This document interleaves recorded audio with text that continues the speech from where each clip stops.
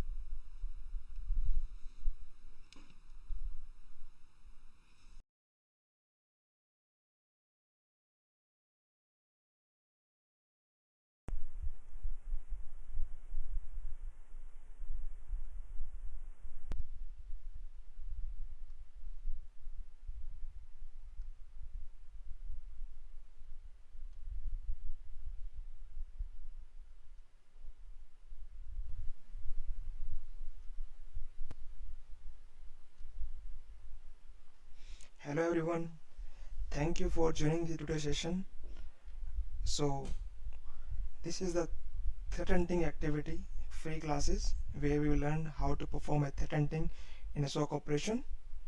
I believe my voice is reachable to everyone, and hi, good evening to all. So let's start the session now.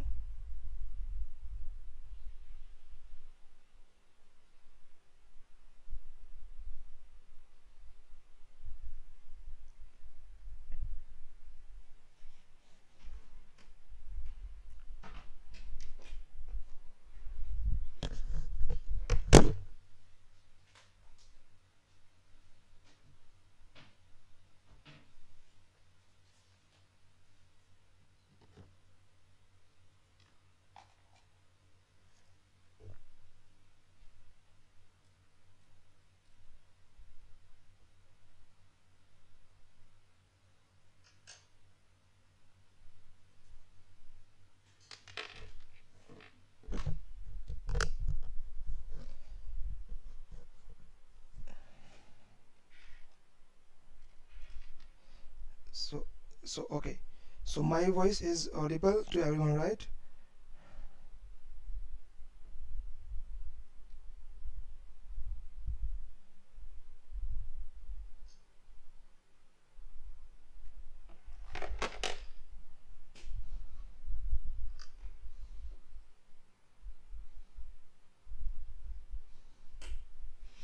Okay. So I'm just sharing the PPT for today. So my voice is audible to everyone, right?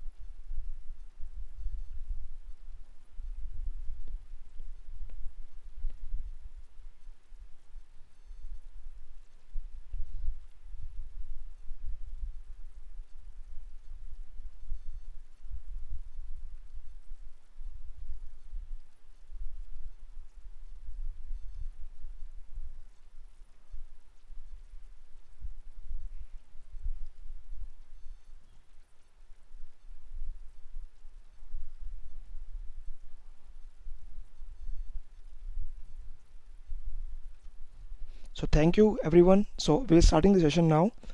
So this is the threat hunting activity episode 2, and in the first episode, in the first class, we had discussed about the ways that the techniques used by unethical hackers for performing the threat hunting based on the indicator of compromise, security alerts, and device logs. And that is very important for a person working in a SOC operations to know how to perform threat hunting activity with the help of the different tools which is available in a SOC operation.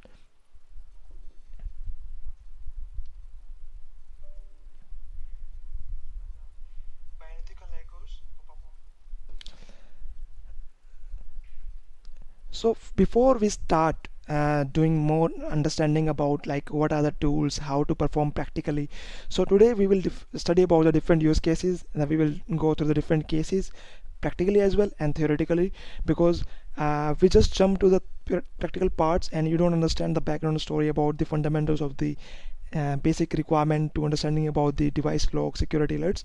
It will not help you to learn more, and it will not help you to gain understanding about these activities, to how to start, where to start, because whenever we are going to understand to start a threatening activity in a SOC operation, so the person who is responsible for performing threatening activity could be a L1 level SOC analyst or a senior analyst L2.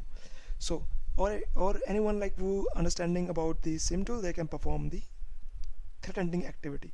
But before we start, we should have a goal where we are reaching to, where we are going towards.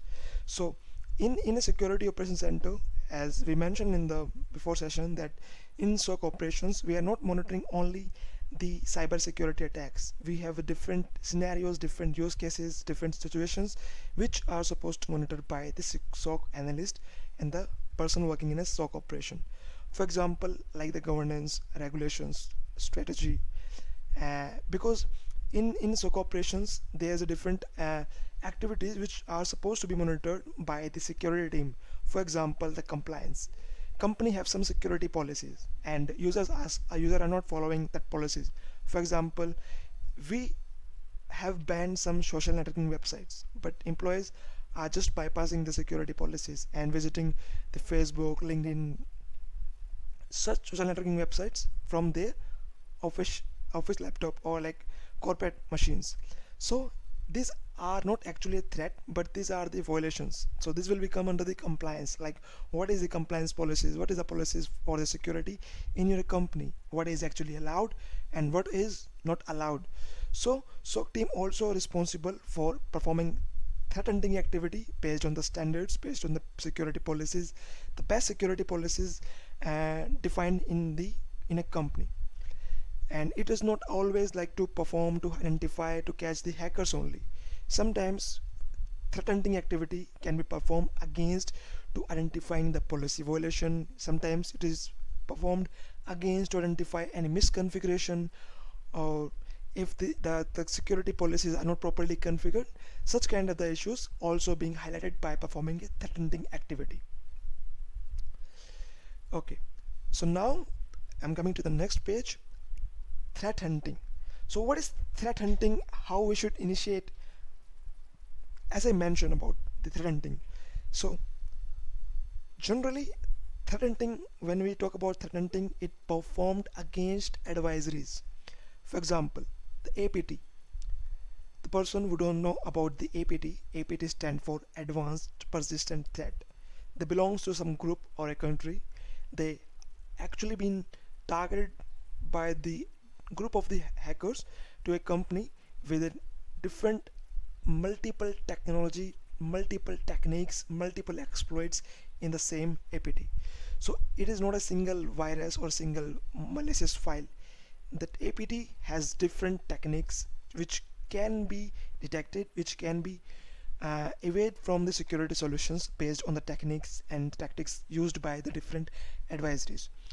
So adversaries. Okay, so now, so performing threat hunting and to catching these adversaries, we should know what is the behavior, how and what activities one done by these adversaries once they infect a machine.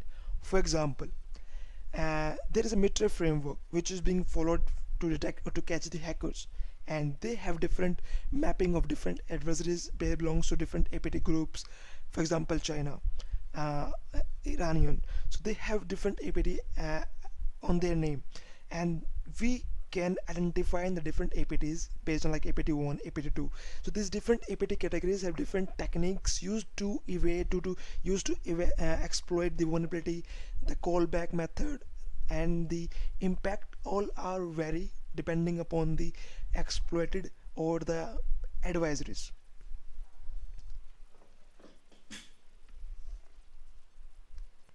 Now, so before we start hunting for any adversaries, we should know What other kind of the hunting can be performed by an SOC analyst? So, for example, if for example they are different intelligence company who provided the advisories on different APTs groups, on different attacker groups, like these are the IP address, these are the indicator of compromise, these are the device logs which generated when your machine got infected, for example X kind of the advisories, and you will see these kind of the security alerts if you are monitoring, if you want to monitor these adversaries in your network. But apart from these different attacker groups, what and where you can implement your techniques for performing threat hunting. So we can perform threat hunting based on the use case which we have. So use case are the situations which use company use to monitor to identify the attacks. For example, I have a use case to monitor port scanning activity, but from last 30 days I didn't see any alert. So might be either we need some tuning, we need some threat hunting to know if that use case is properly configured, or is there something changes in the network which causing to not able to trigger our alert.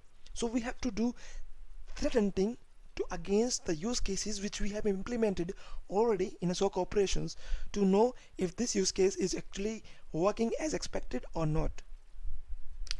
And third case, the anomalies. Anomalies is not actually will help us like link to the adversaries as well.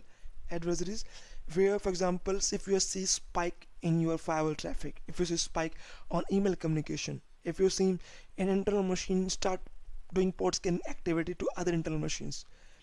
So these anomalies are highly concerned, and most possible situations could be zero-day exploit in the infrastructure, which could be identified if we perform threat hunting based on the anomalies detections in the network.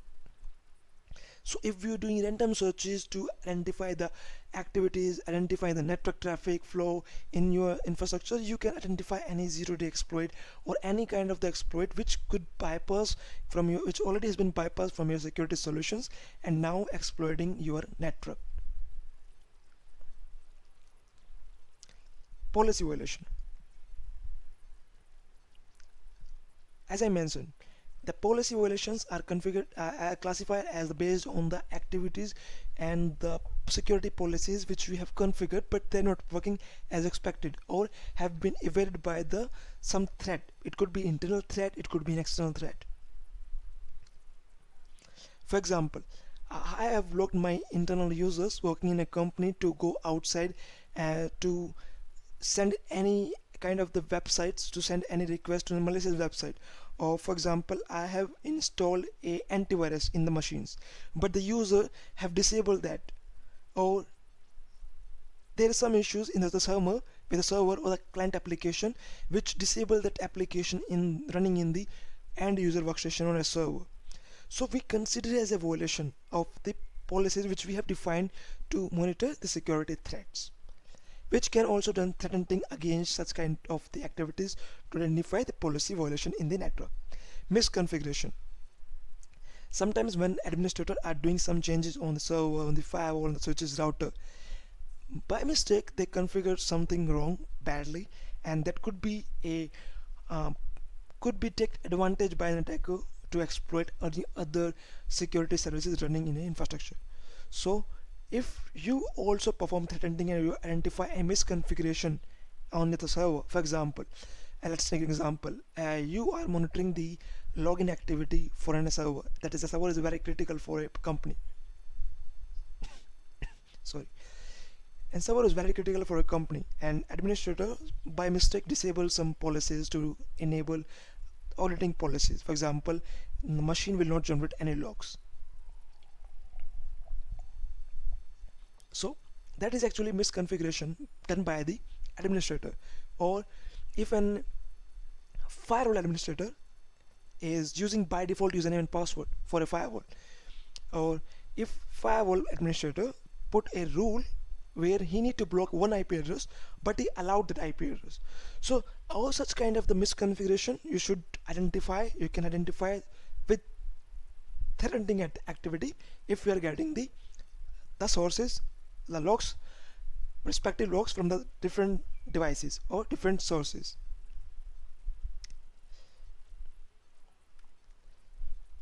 Okay, so now we have a use case study for different scenarios. So before moving forwards, I would like to ask if anyone have any questions regarding the threat hunting performed against the advisories, use cases, anomalies, violations, and misconfigurations. If you have any doubt, please let me know so we can clear it before we go into depth of for studying a use cases.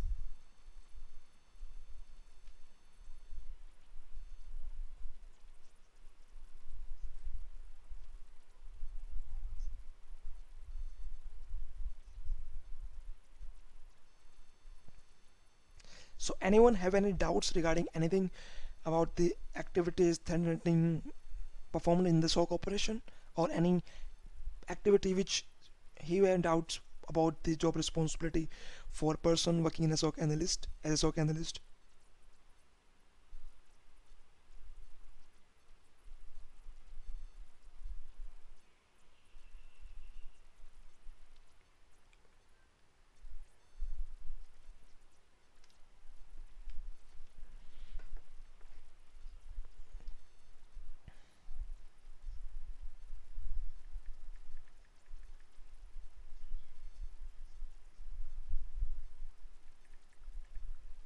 Okay, so Samser asked a question about the what is anomalies. So okay, so what do you understand by anomalies? It should be very clear for you. Anomalies could be anything which could give you a sign of something malicious is going inside in your network. Any behavior of from any device, either it could be network device, system device, which pose a security threat for your infrastructure. How could you identify the anomalies in the network? By doing searches on the firewall traffic, by checking your email activities for the user accounts. If you see spike in your email communication from a malicious sender, if you see spike on your firewall traffic, suddenly you usually like on average you are receiving like 20,000 packets per hour on your firewall, but you seen traffic increase up to 50,000 or 60,000.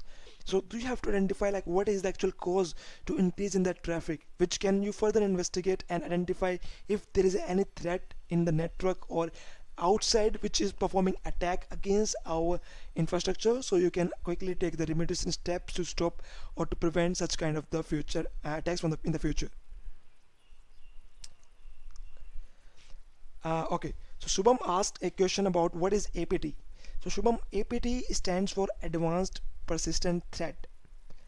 This is the actually the name of a group of attacks, is not a single. APT does not have any single attack or a single techniques to exploit a vulnerability.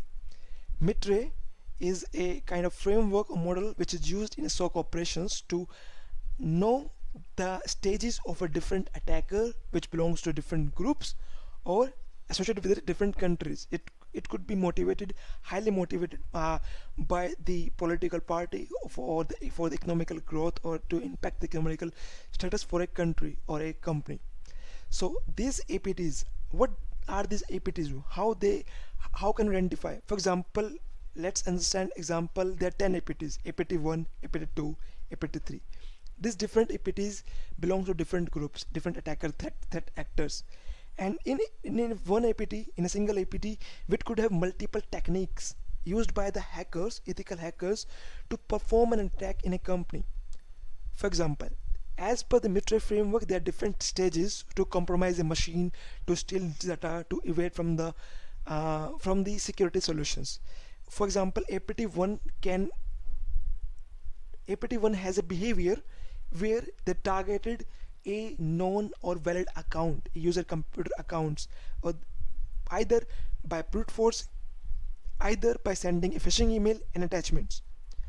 Second, so we understand, okay, if any attachment is coming through an email, or if any brute force attack happening for our any admin account, could be the initial phase for the recon, or we can say initial access.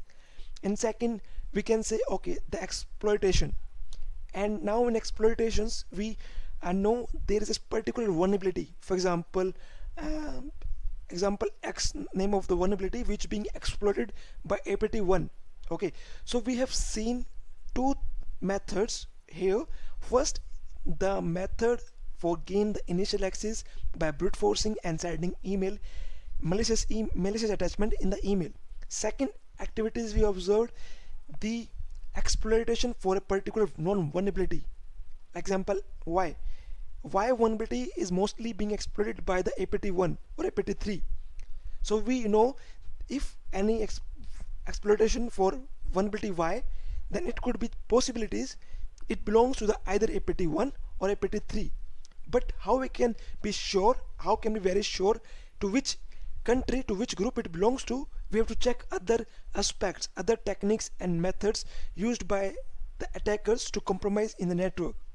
For example, we have seen the exploitation, or we have seen the data exfiltration, and they are using DNS exfiltration or DNS.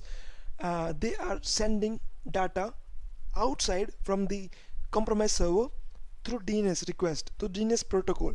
So that DNS method, the exfiltration being used by the APT1, not by APT3.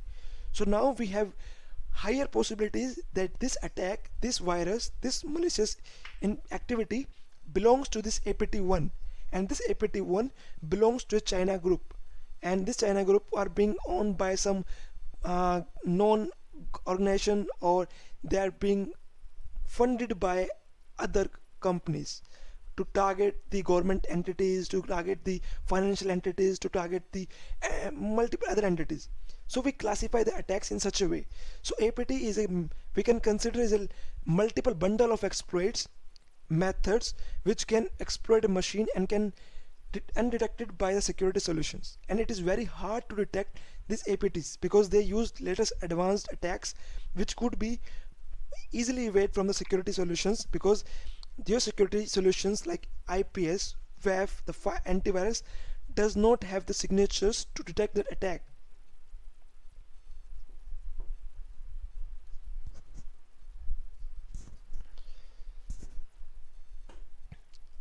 And but what are the possibilities how we can identify in the APT?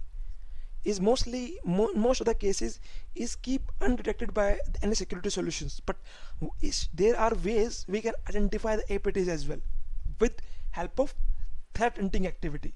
In threat hunting activities, we will perform an activity against we will, for example, we know if machines got compromised. Okay, we know this APT belong to this APT threat is belongs to APT 1, and once they must compromise the machine, they communicate with the IP address 1.1.1.1. So now we know there is some indicator of compromise which belongs to APT1. We know if machine got compromised and we have some indicator of compromise, for example the IP address 2.2.2.2, this IP address belongs to the APT group 33. So if our machines sending request or sending traffic to the IP address 2.2.2, we can know our machine has been possible compromised and sending traffic to this IP address which belongs to the particular APT group. So we know that APT group has different behaviors, so we can look out for that particular activities in our network by checking the system logs, by checking the security alerts, by checking the indicator of compromise, performing it by threat hunting activity. I think it's a brief description about about the APTs, and it can be detected either by network threat or correlation of different sources. For example, the firewall logs, email logs, exchange server, application logs, DNS DHCP logs. You can compare and correlate all these logs together and come to know the solution, like there is the remediation for that. Okay, this kind of the threats belongs to this particular APT group, or if we know there are different sandboxing environments which we can run, which can use to run this virus, and we come to know this threat belongs to which entity, or for example not entity, to which group or which adversaries. Okay, now I'm coming to the use case study. In use case we will discuss about, because I don't want to jump directly on the practical part. It will not help you to learn, because you get confused if you don't have the basic understanding how to mitigate, how to understand about the particular attack. So we have 4 scenarios here, and for example in a zone transfer attack, port scanning, phishing attack, and brute force attack. So first we will understand the background story, like how they can catch these attacks if happening in your infrastructure, how you can monitor these attacks, how you can perform investigation. Then we will jump on the practical part for these attacks. Okay, DNS zone transfer attack. So anyone knows what is a DNS zone transfer attack? What is the impact? How we can monitor this attack? What are the remediation steps we took for to stop to prevent from DNS zone transfer attack? They can mention in the comment.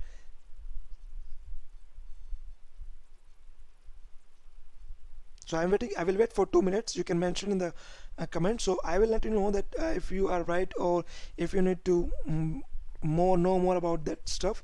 We will add on your comment or your feedback.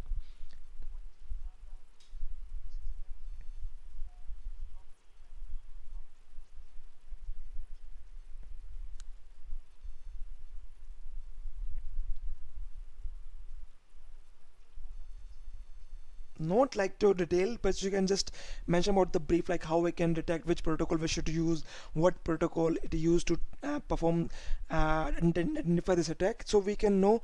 Okay, DNS zone transfer attack is a kind of attack where our DNS server is maybe exploited by some other external IP address or some external attackers or insider threat.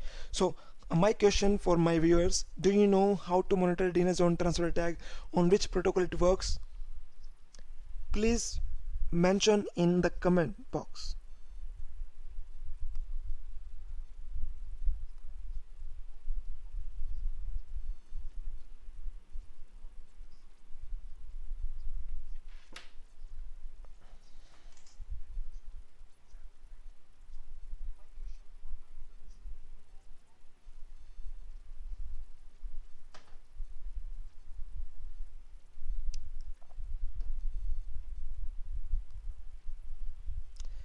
Okay, so in DNS, I need to mention about the DNS spoofing. DNS spoofing is different attack.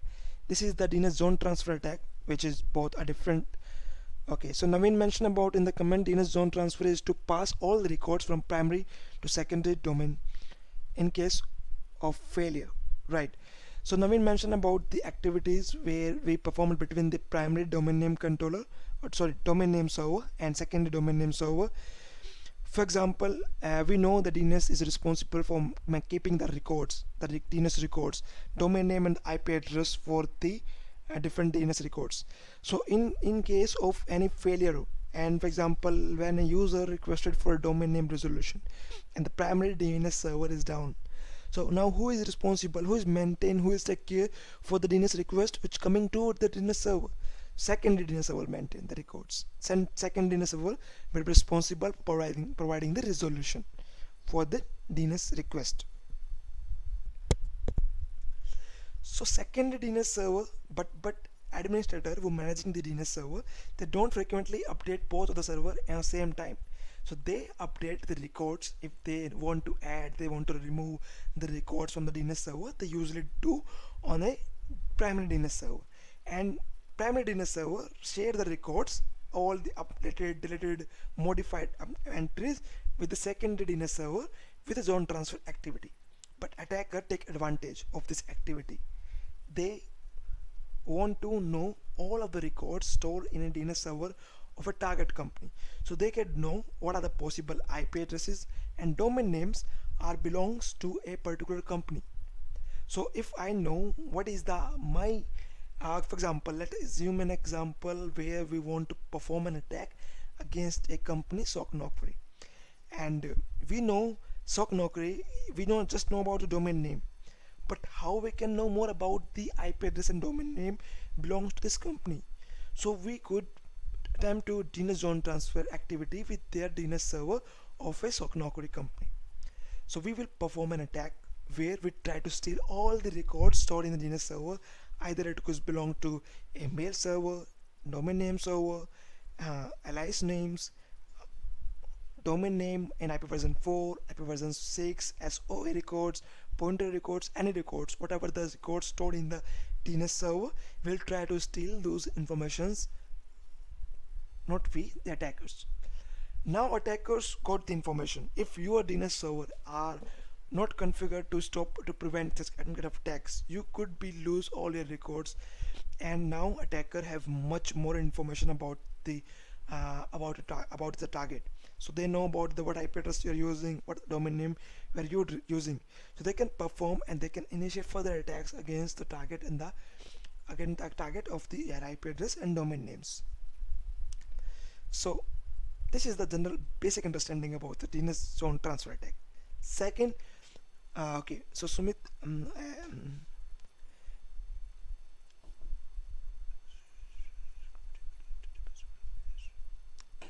okay, so second case, port scanning attack. Port scanning attack. What is port scanning attack? Why port scanning is required to monitor by companies? Guys, you can comment in the box to know, to let others know why it is required. So it should be interactive for all who have been viewing this streaming. So we should all be active and be active on provide your response on the questions being asked by me, so I can help you to know, to build your knowledge about particular threat or which the topics which we are discussing here. So we can go and do the practicals on this to build more understanding about how a person perform the investigation in a SOC operation. So guys, tell me, like, what are your views why port scanning is required to monitor by companies on their SOC operation? Anyone?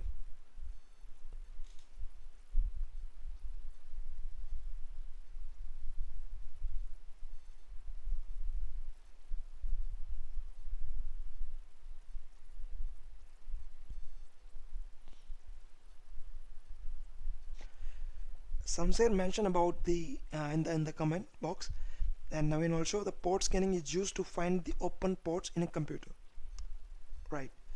So in a computer machines we have a different number of the ports, like Dalvir also mentioned about to forget information which port are open and which services are running on machine and so, right? So yeah, port scanning activity done by the attacker in the recon phase to know what are the services are being offered by a server, what are the open ports on the server. So attacker can select the exploit accordingly and send the payload after the machine got compromised. They know these ports are open, so to communicate with this machine I have to communicate with this mentioned ports. For example, on my server, on my firewall, I have a allowed port 443. So attacker have to compromise my machine through same port and have to communicate through same ports. In general scenarios, company thought that okay, and the port 443 is generally used by the web traffic, so it could be legitimate. No, attacker knows very well about what are the ports open and what are the ports closed. So the exfiltration then and the recon phase will be the exploitation. All will be done based on the allowed ports. What are the ports actually are closed, not being helpful by attacker to exploit any vulnerability. If the port is closed, there is no services running, there is no point to send the exploit. So attacker will send the exploits only for which a computer machine is running on. And if we are seeing any suspicious, any abnormal traffic going outside, you should investigate that. So port scanning done by the attacker. So here we Shubham mentioned about the attacker might target open ports, reveal running services on the port to further find vulnerabilities related to the services, right? So Vikas also mentioned in the comment, through enumeration scan they can find services and running services are running and ports are open and application version. So if your port is open, you are vulnerable. You all are right on this concern about the port scanning activities. Like if port are open, you are vulnerable. But the server have to provide the services. In client server model, server are supposed to provide the services. For example, if port 443 is open, that means server is running a web service. If port 443 is closed and port 53 is open, that means the server is running a DNS service.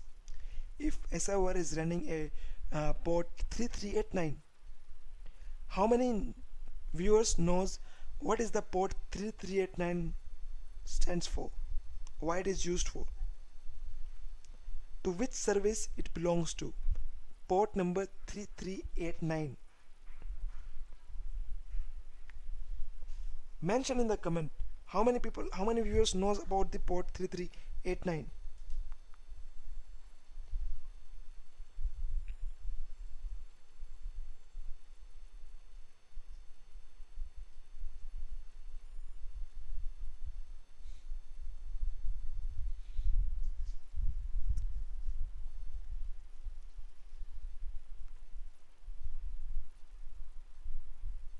Yes, so Naveen mentioned the RDP. So Netu mentioned RDP. So we know that RDP. If we don't know what is RDP, yeah, some say Vikas also mentioned in the comment that the RDP is the port which assigned to the port number 3389. So what is RDP? RDP stands for Remote Desktop Protocol, right?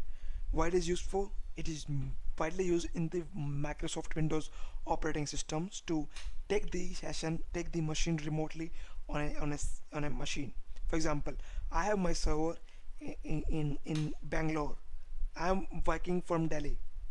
Shubham also mentioned about this port number 3389 is belongs to remote desktop connection, right? So yes, this port 3389 belongs to the remote desktop connection, and it is widely used in the Microsoft operating systems. Now why it is required, why it is have to be machine to have port 3389 open, and what scenarios, what cases they use to open the port.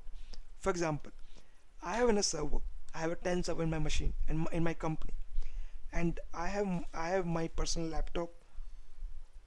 So to do any activity on those servers, either have to go to the server physically or to log into the server and do the same changes. But not, this is not that typical traditional way to perform an activity. If you want to do any changes on a server, you take the remote session, you take the remotely, you control the machine remotely.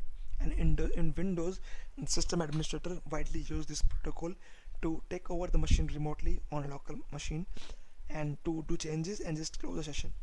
But attacker also take advantage of this port protocol in the port number. If your machine have a port 3389 is open and your machine is publicly accessible, attackers can perform a brute force attack. Attacker can guess the username and password and can log into your machine. So port scanning is very important. What are the ports open? If you attacker go to know about the 3389 port is open on particular server, they will start attacking further attacks.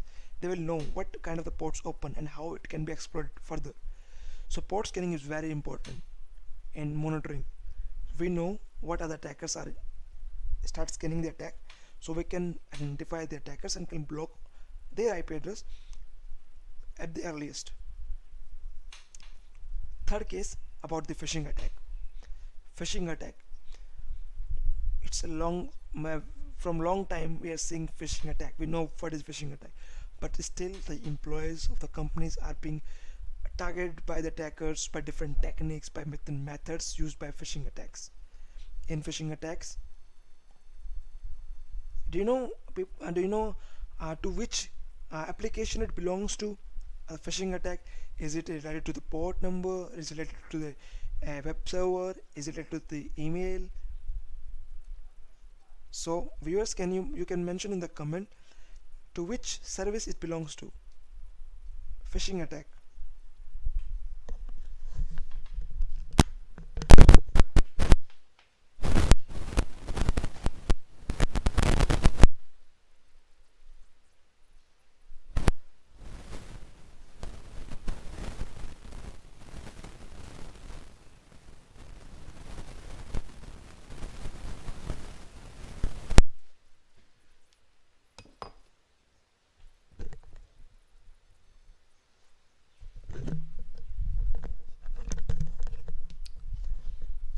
So Vikas, Naveen, Neetu, give the right answer about the email. They mentioned this phishing attack is belongs to the services of email services.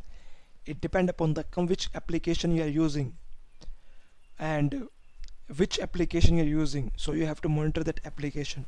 What are the email communication coming inside and going outside? Phishing attack. But what is phishing attack? How we can monitor? If we don't, as mentioned in the comment by Vikas, if we don't have any security tool, how to investigate a phishing attack? Alright. So if we don't have any tool to investigate a phishing attack, we don't need a tool. We need the logs. And logs are very helpful. If the user directly reporting to you about a phishing attack via email, you can investigate as well. You don't need a tool. Tools are required to continuous monitoring, and it is for effect like if you have to be very handy or you want to be take quick action, these tools come in the place. Like, okay, you need to check the logs, you can use this tool, you can check the logs. If you need to block that, you can use these tools. If you perform an investigation, you can use these tools. But it is not mandatory. If you don't have the tool, you can't investigate. You can investigate if you don't have a tool, but you should know which email communication actually belongs to a phishing. How you can come to that, if that email is actually a phishing attack? That is mostly, in most of the cases, depend upon the users awareness. In companies start using the email security protection gateway devices, and that security protections check the email content. What is the email having? Is there any email URL? Does it any attachment? And they run that email URL or attachment in a sandbox environment, and they will see the behavior of that URL or that attachment. If they find something suspicious, they block that. Or security protection, email security protections also check the different parameters to allow a communication, like SPF. SPF to know if that email are supposed to receive or to send by the authorized sender or not. So this phishing attack. So let's discuss about the phishing attack. So these are the different methods we can monitor by phishing attack. But what is phishing attack? How we can phishing attack? Generally targeted to the users of a company to steal the user credentials, their personal information, their bank details, credit card numbers, username, passwords, and stuff by filling a form. Attacker will send an email, and that email has an URL. Should have URL if it is a phishing attack. If it doesn't have a URL, that means it is not a phishing attack. We cannot classify. We will not classify that attack as a phishing attack. We will not consider a email without any URL as phishing attack. That could be a spam or marketing email. Phishing email should have some URL where a user should open that link, have to fill some information, fill some data on a website, and that website is being controlled by the attacker. Sometimes attacker use legitimate websites to use as a phishing attack. They use to fill the forms, but the companies, for example Google Forms, if you will try to inject or to perform a phishing attack through Google Forms, Google applications, Google algorithm will detect that you are doing some malicious activity, and they'll block your account. But the different web hosting services are available for free, like 3 GB data, 10 GB data are available for free, and attackers can host their custom scripts on that websites, and they send the link to the users to a website which looks similar to the email applications which they are using, for example Gmail, Outlook, OA. So once the user got that email, they try to open that link and they fill the data, username and password. Now why users are filling? Because if we know attacker can send, because attackers are changing the techniques, changing the methods. The email which have been received by the recipients, the sender is a compromised account which belong to the same company. For example, if my HR of my company will send an email to me, okay, let's there is some changes in the email accounts, please verify, or we have observed some suspicious activity for your account, change your password, and that email is coming to your company HR, then you might be click on that link and provided your credential information to the portal, and you again further compromise, because attacker compromised an account of an internal company and use that compromised account to target other entities and other companies. So how we can know if this is a phishing attack or no? So first case, we should provide the awareness training for this to all the users. We should not respond any email which is coming from the outside. If we are not we are not expecting any email from a non-sender, we should not click on any link or any attachment. Second case, if there seems any suspicious things in the email, you can report that email to security team. So security team will further investigate. Okay, so in the investigation case, like what are the, because maybe we have like now many viewers watching this streaming, so I would like to ask, what are the remediations you took if you are working as an SOC analyst in a company to remediate a phishing attack? So if somebody will report a case to you, hey listen, we got this email, and you further investigate, you find this, okay, this email is a phishing attack, so now what remediation will you provide, what remediation will follow to prevent from phishing attack, from the particular phishing attack? Please provide your input in the comment, so I would know how many people know about this, and we can mention about with your name, like you have provided this input, so everybody will know that these are the remediation steps are being followed, or we can add more stuff in that if required.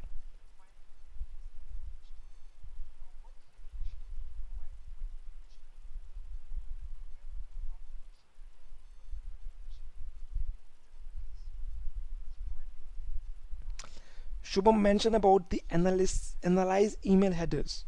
Yes, so if anyone have reported a phishing attack, we have to first check the email header analysis. We have to perform an email header analysis to which client IP it is sent to. If I am working from Delhi and my company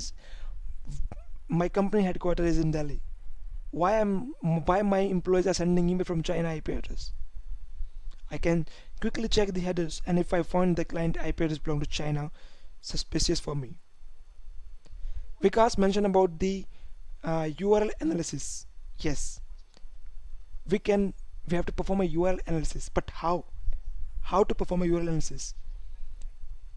Vikas, can you provide us like details about how you perform a URL analysis for the malicious URL or malicious domain?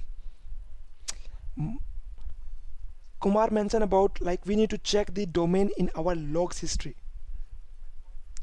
Okay, so Kumar, we need to check the domain in our log history.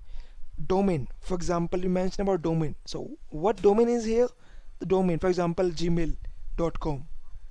So Gmail is a domain name. Facebook.com is domain name. Okay, if I am receiving an email with a domain name xyz@icicbank.com, ICICI Bank is a domain name. If the domain is belongs to reputed organization, then what next? How will you remediate this phishing attack? Would you block that reputed domain name, or will you allow attacker to send more emails to your recipients? Please keep mention all these all your inputs in the comment. I'm reviewing everything, every comment, and providing my points, my view on your feedback. Okay, so second point. Okay, so here after the Kumar, some share mention about first remove that system from the network. Why? You should not remove the system from the network. It's a phishing email. If attackers usually send emails to 10,000 recipients, would you Will you disconnect 10,000 machines from your network? All of your network will get down. There is no point. Without performing investigation, you should not disconnect any machine. Samsher mentioned the next point: check from which IP address the system is communicating. It is about the phishing attack. So phishing attack, if phishing attack come through an email and deliver to 100 recipients, you will not monitor 100 systems. We are analyzing phishing case here, so we should focus from where it is originate and how many recipients it's delivered to. Okay, the next comment is from the Neetu, the email header. So we have already gone through the email analysis. The URL, yes, but how we do the URL analysis? Anyone can give me the comment on that? How we should go to perform the URL analysis? Shubham mentioned about Shubham mentioned the second point. If doesn't come from trusted sender, it is possible that is a phishing attempt. Even if it is not coming from the trusted sender, without verification, without validation, you cannot consider anything as a phishing. You should have a strong proof to conclude any email as a phishing attack. Samsher mentioned also same IPs from other systems. Brother, we are investigating a phishing case here, and phishing case we are investigating how we should remediate phishing attack. We are not checking the compromised machine. We are not going to that part. We are investigating the case where our user had received a phishing email, and we are trying to identify, we are investigating how we should conclude if this is a phishing attack actually, or it is a false positive. So Vikas mentioned using open source tool like VirusTotal. So that URL analysis can be done through the open source website like VirusTotal. Okay, so VirusTotal, what it does? VirusTotal just check that URL in different antivirus agents, and if that agents have some repetition about the particular URL, that only it will give you the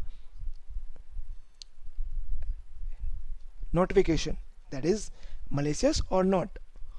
But attackers are very smart. They keep changing the domain name, and antivirus vendors take some times to develop, to create a rules. So if a phishing attack is active today, maybe that active is for like 15 minutes only, but after that it is disabled, or no attacker is no longer using that URL. But the status for that URL can be checked with the help of VirusTotal. Sometimes VirusTotal helps a lot in investigate the phishing cases. You can check the reputation if it is a phishing, malware, trojan. But in case if your VirusTotal failed to know that if this reputation is blacklisted, or it really belongs to a phishing, or maybe the attacker share an URL which actually does not belongs to a phishing email, it will redirect a user to different domain, and in the different domain it is showing you to file an example of sample of file. Once you will click on that file, then attacker is asking you to provide your credentials. Such kind of the cases will be undetected by the VirusTotal. So now how do you investigate in that case? So Neetu mentioned about like in the chat, correct domain name which represent the email.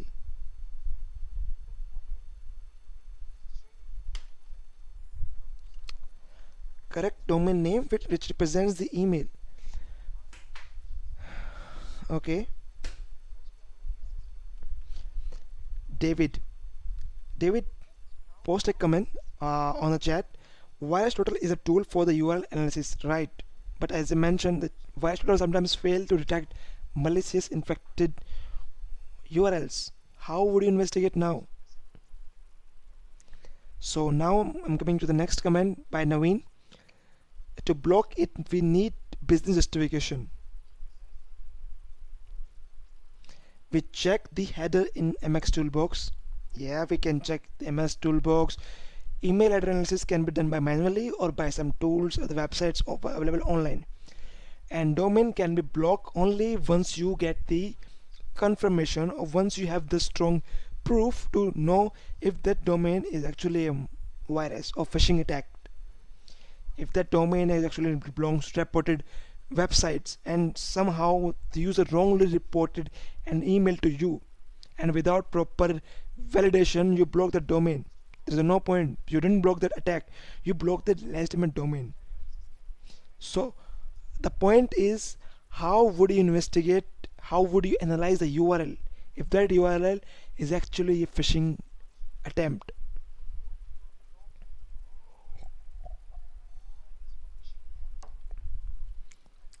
Email header analysis will gives you the information if that email is spoofed, if that email is coming from the authorized sender, which IP address it is being used to send from the client, what are the mail exchange servers are being used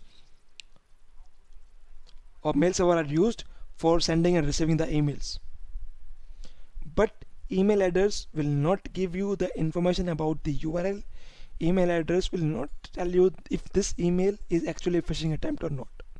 Email address are very important vital part in the investigating for a phishing attack, but we require more other proofs to conclude if this is a phishing attack, actually a phishing attack.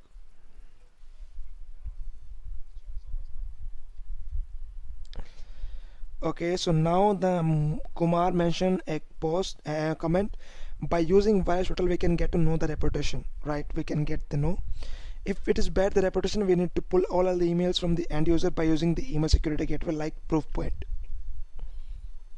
If virus total fail to help you to know the reputation, then what you will do? URL we need to check in virus total. Yeah, we know. Okay, again virus total. Also we need to check the SPF and DMRK for true value. Yeah, we discussed about the if that email is coming from the authorized senders, if it is not being spoofed, that can be checked through the SPF records and the DMRK records. DMARC records. Actually it's DMARC. DMARC, right? Okay. And need to mention in the comment like the domain name is misspelled. Yeah. So for example, if for example the facebook.com is the domain name, if the domain is misspelled, like in the Facebook we have FAC, instead of A we have X something or some other domain name, it's a species. But still with the domain names, if it is misspelled, how would you consider this is a phishing attack? Okay, so need to mention about this suspicious attachment or link. Phishing attack will have a link only. Educate user employees and or an attachment as well, but it should predict user to fill some form. Educate user to employees and conduct training session with the mock phishing scenarios. Yes, right. We should conduct a different training session with the users to how to handle the phishing attacks. This is the best solution for any company to handle the phishing remediation. Deploy spam filter. Samshay mentioned deploy spam filter that detect the virus blank senders. Yes, we can do that. We can have a security email protection devices which can block and identify if that email is actually being blocked and if that has a malicious URL or domain names. Shubham mentioned if the site is asking to sensitive information which is not business requirement. Yes, this is the important point. If site is asking for you to sensitive information which is not a business requirement, this is a good point. If you have a URL and if that URL is asking for you to provide the information, but I will tell you the situation in SOC operations. You are not supposed to open any domain name or any malicious URL in your machine. My concern, if you are working as SOC analyst, would you open that URL in your machine? Or if virus total failed, how would you investigate further?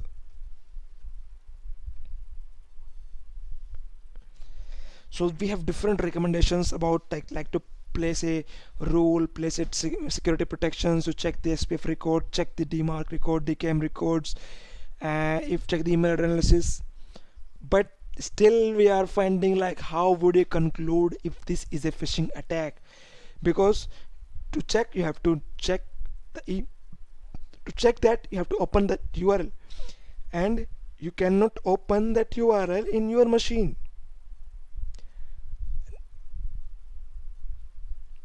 Now how we would investigate? Okay, so apart from the virus total, there are different other websites which help you to open the malicious URL on their environment, on their infrastructure, and you will be not be impacted at all. urlscan.io, the domain name, you can use this website to open the malicious domain names, malicious suspicious phishing URLs. urlscan.io. This domain will help you if this website is asking for the username or password or not. If somebody reported to me, okay, see, this is the possible phishing attack, we open that domain not in our machine, we open that domain in a sandbox environment of a other third-party companies. We know this could be a possible. If you are a company having a sandbox environment in the local network, you can run that link in that network. But if you don't have any infrastructure for sandbox environment, there are different websites which are free. You can run, you can open, you can know how it looks, what IP address they communicate, what are different IOCs they send traffic, how it looks when open the domain. So on the basis of the further investigation, if the domain is asking for the user to enter the username and password, then you conclude this domain, and with other correlation of other artifacts, that the domain name is a misspelled, that the client IP address is unknown, the SPF records are not matching, the URL asking for the username and password, the reputation of the domain is bad. After the concluding verifying the multiple things, you can come, okay, this is a phishing attack. Now this is the good example, right? So we discussed a lot of stuff about the phishing attack, but to block, to handle phishing attack, viewers also already mentioned that, like, to block the domains. Okay, so how would you handle now? We know this is a phishing attack, this is a confirmed phishing attack. So what will be your remediation? How can you prevent? Please comment, please feel free to comment in the chat box and discuss on that, like how would you remediate to prevent a phishing attack further from the same sender or the IP address. What remediation steps will you follow?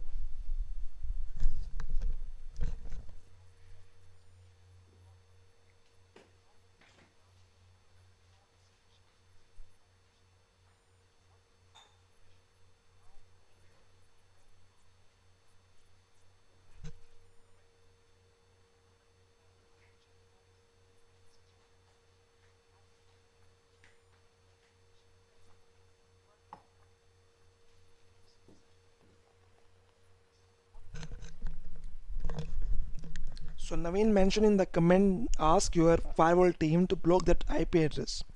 Which IP address? IP address which sent that email. Do not block your IP address, because if you check the email address, you will maybe find your internal IP address as well. You have to distinguish between the URL IP address and the attacker IP address. Don't be get confused. So check the you can use the, as we mentioned, Max toolbox to perform the automatic email analysis. You can find out which email IP address has been used to send that email communication and block that IP address. And Okay, so Vikas mentioned about we can block the email on IP on email gateway, right? So we can block that IP address on email gateway. Do not receive any email for further. But attacker can switch the IP address. It's like 2 minute task for attacker to switch the IP address to new IP address when it's deliver the email. But if we got to know this is a phishing attack, confirmed phishing attack, we should block the IP address on the firewall or the email gateway. What other remediation would you suggest, guys?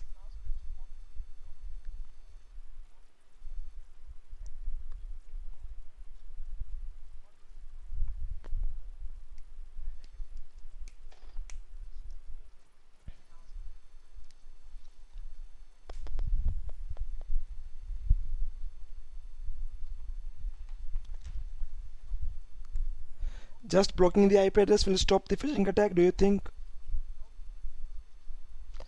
Okay, educate employees. Some say mention in the comment, educate employees do not open suspicious email. Okay, fine, but we are talking about to stopping this attack. This current ongoing phishing attack we have observed, we identified. Now we want to stop further email communications. What other remediation steps would you follow in your company?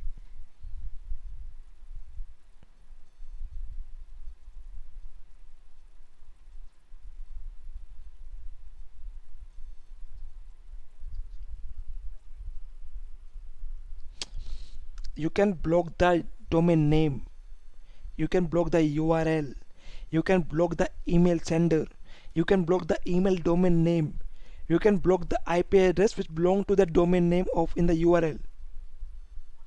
You can check. Okay, so Subham mentioned something in the comment. Let me go to and review that. First, block the URL and the IP of the source, right? Second point mentioned by Subham is if user had already entered the credential, then change it. Yeah, if user already shared the credentials, then we have to change the password, right? Vikas mentioned submit IT email security vendor. Submit IT, submit it email security vendor. We can prevent future attack from same source, right? If you are using any email security protection, why this email get bypassed from the security device? So they will develop a rule and place it in the security protection to block further communications, right? Kumar mentioned we will put all the unread malicious emails from the end user system by using email gateway, and we can block malicious domain, right? We can revoke, we can delete the email from the actions from the email applications which we are using in the network in the infrastructure, and can delete the unread emails or read email as well, I think. Yeah.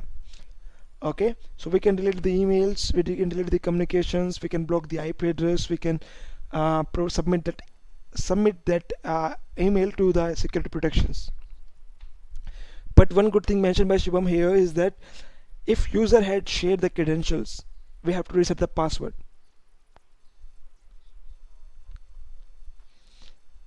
How could you conclude that user have shared the password? Anyone? How would you conclude if user have shared the password already? Samsher mentioned in the comment, change the user password and use two-step authentication. That means two-factor authentication, I think. So yeah, suggest to companies to implement two-factor authentication for authentication from coming from the external IP addresses.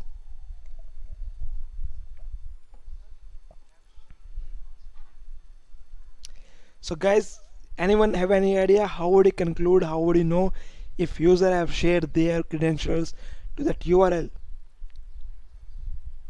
of phishing? How would you conclude that?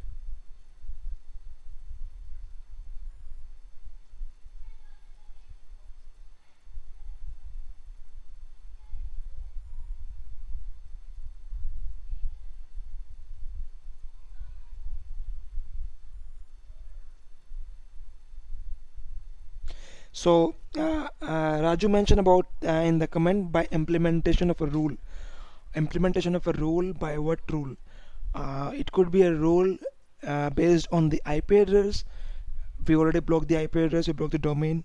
A rule can be place to phishing attack could be difficult because it's very dynamic, but we can have a role in the security protection devices, email security protection devices, to block and to analyze the emails which are coming from the external and internal and block that communication.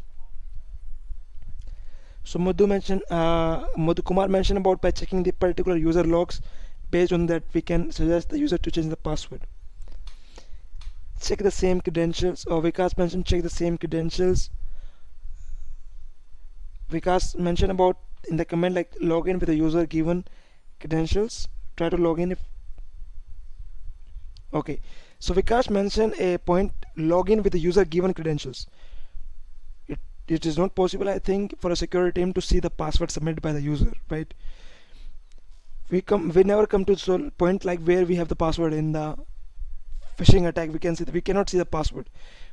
Probably it is a post request. In the post request, send the password in a body of that body of that request. So Naveen mentioned about login attempt from unofficial time. It could be a sign of the possible post compromise activity.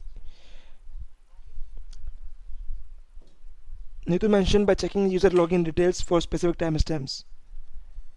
We can check maybe the user is working from home and he used to log in multiple times to checking the emails, because people have configured their email in the mobile phones, the tablets, and the tablets are keep sending the traffic. But based on the timestamps, and it would be difficult to identify if that is a phishing compromise post phishing compromise activity or not. Shubham mentioned we can implement preventive measure Akka email security too. Akka email security. To second point, correct measure. First, did he enter the credentials or not? If yes, then yes, how to change it. Okay. So we will discuss and we'll continue our discussion of phishing attack in this session today, and I will show you very theoretically, like you will get understanding about like what log source, how to investigate everything in a coming session, in a coming few minutes later. Let's change the topic because it's a very brief detailed description about the phishing attacks and how we handle, and I think we should need some pictorial and investigation, like we can see the pictures of the different servers and the application, the users. We can conclude on the basis of that. So we just stay hold on for this discussion for the phishing attack, and we'll moving forward. So now, brute force attack. Brute force attack is a hit and trail method by an attacker. It could be user account, it could be password, it can be on anything. It is not specifically for a user account, no. Brute force is a technique where attackers submit a different hit and trail method to break something, to hack something. Generally, companies, the scenarios for the brute force to monitor a authentications for a user account on a user accounts.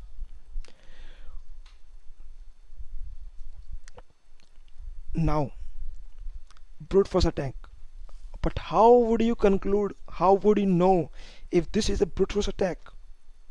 What situations you will monitor? Tell me, if you are working as a SOC analyst in your company and your manager asks you to develop a rule for brute force attack, then what possible situations you will look for? What log source you will look for?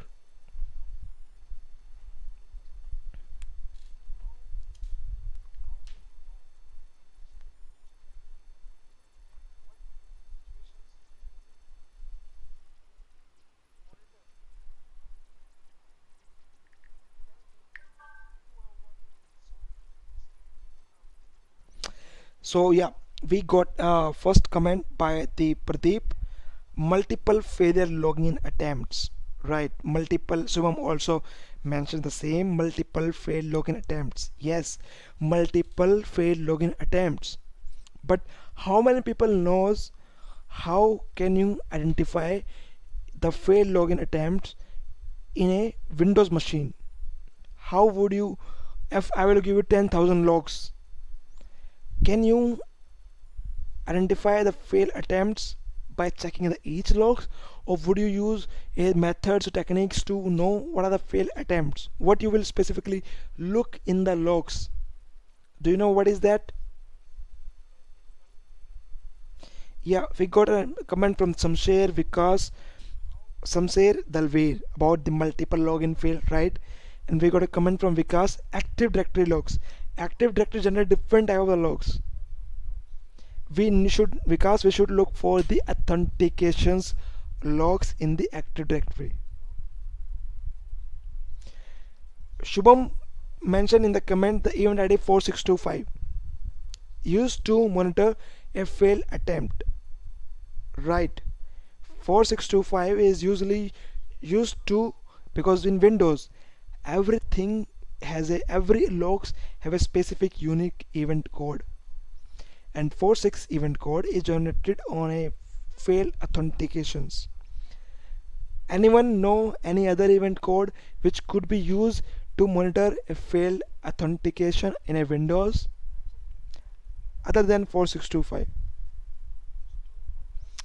So we got a comment from Dalveer by checking the event ID, but yes, but what event ID we will look for? Some say mention about the logon type. Some say here we are looking for the failure attempts. We want to know if that log belongs to failure or not, if that is a failed log, failed authentication or not. So which event ID you will look for? Logon type will tell you if you are logging through a batch scripting, you are logging through a shared drive, you are logging through interactively network, but it will not tell you if you are attempting to fail authentication or pass authentication. So need to mention multiple fail attempt to a host in a given timestamps. Yes, right, agree. But what situation, what logs you will look for? Shubham mentioned we look for event code in 4625, right? In Windows 4625 belongs to a failure authentication. I am asking to provide the details of other event code which can be used to monitor failed authentication. Provide in a comment. Okay, based on Vikas mentioned based on the event ID, right? But what event IDs? Samsher mentioned in the comment we will all look for the event ID. Yes, but there we will look for event ID. Be specific, like which event ID will look for. Need to mention in the comment user account created and deleted at the same time. Okay, brute force attack is for the failed authentications, right? Where the attacker is attempting to log in to a machine with their random passwords, and user account created and deleted belongs to other use case. That is a different use case.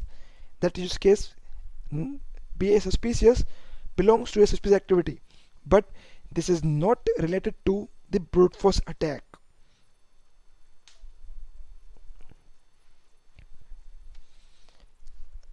Saran provided the event code 4776. Alright, this is second event code which you should monitor.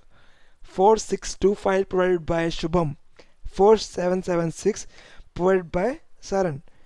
So is there any other event code, guys? Pradeep provide the event code 4740 which is used for account lockout. This is a great point. If you are seeing the fail attempt, multiple fail attempt cause your account get locked out. But if attacker is smart, attacker knows your company has a policy to lock the accounts on 10 failed logins. Attacker will not do 10 failed logins at all. Attacker will perform 5 failed logins on one account and then 5 failed logins to other accounts, 5 failed logins to other accounts. Then how would you monitor that failed login? What event code you will look for to configure the rule? Neetu mentioned 4625. Yes, agree. 4625, right. This is the event code generated by Windows and have been already provided by the Shubham also.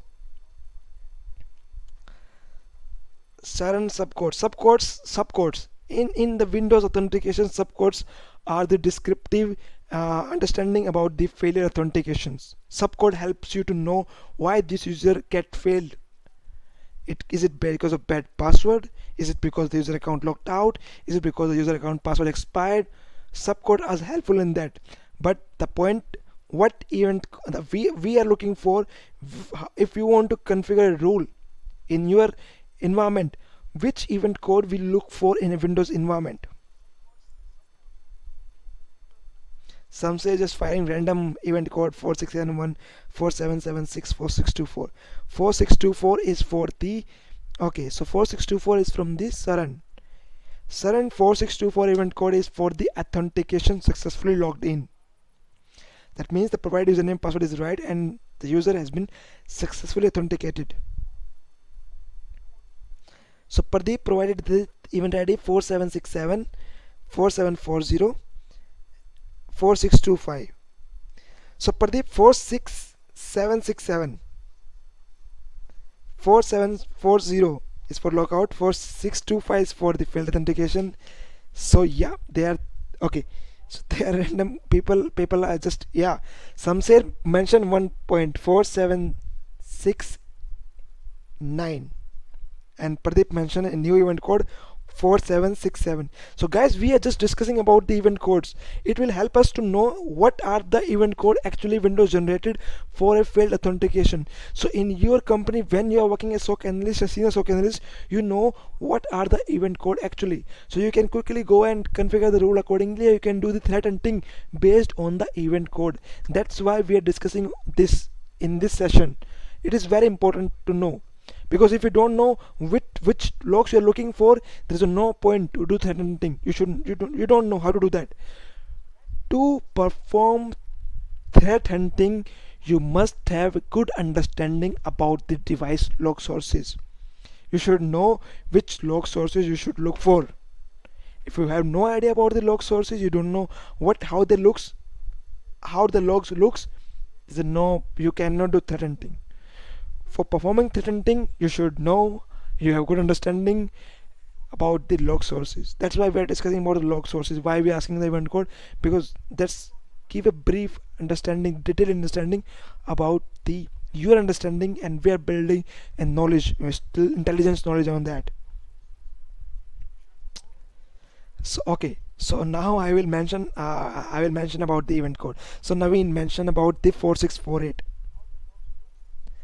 And okay, so let's start with the Pradeep, which he gives us a new event code 4767.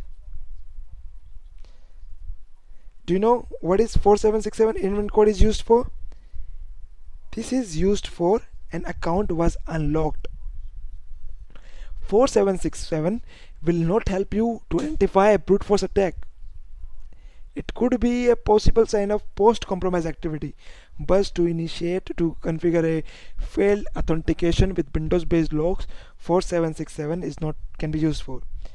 Two event code, remember 4625, 47, and then what was provided 4776.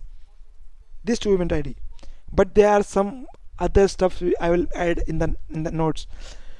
Okay, so any other event code, guys? Okay, so Saran mentioned about the 4625, 4624. 4625 is for the failed authentication. 4624 is for the successful authentication. 4767 again is for the account unlocked. Naveen mentioned 4648. Do you know 4648 is used for explicit credentials? For examples, this you will learn something in this event code 4648. This is not related to the brute force attack, but I am just telling you it's very good event code when doing threat hunting. 4648 event code is used to trigger an alert when you are using an account which you're not supposed to do that, or when you have a privilege, or maybe you don't have the privilege. Maybe I will give an example. You have logged into a machine, alright, but you don't have the privilege to run an application. But in Windows there are situations when we can run the applications that run these things in the machine with the other user accounts. For example, when we try to run try to run an application with run as. I am a user, but I need to install an application. I can just click on that application and click on run as application, run as administrator, run as an admin account.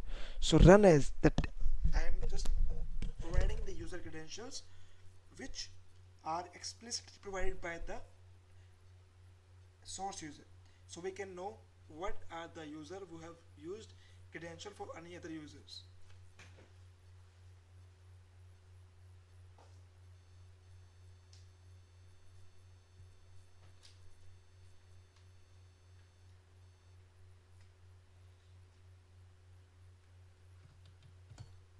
So in case if some example it in this is also being performed hunt by the threat hunters in SOC operations to identify the malicious activities.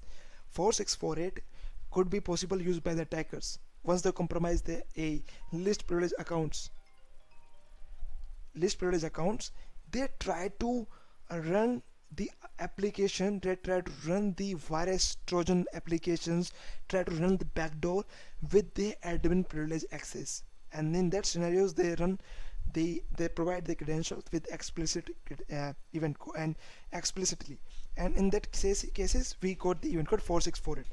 But still 4648 is not for the failed authentication at all.